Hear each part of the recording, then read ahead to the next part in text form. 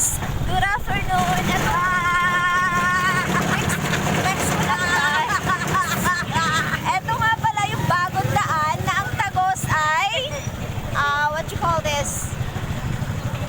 Tehero at ano dito?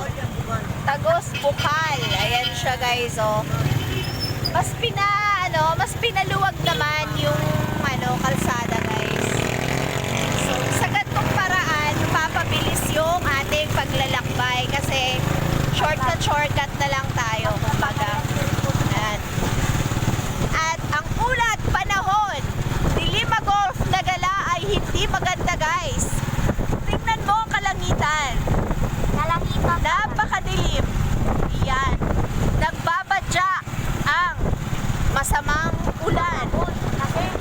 Ayan guys. Actually guys, ang inyo pong lingkod ay naka 3 days leave because my sister's wedding day. Ay! Yan guys, oh look at that. A long road. My son is very happy for grag. Yan guys, kala mo naman yan.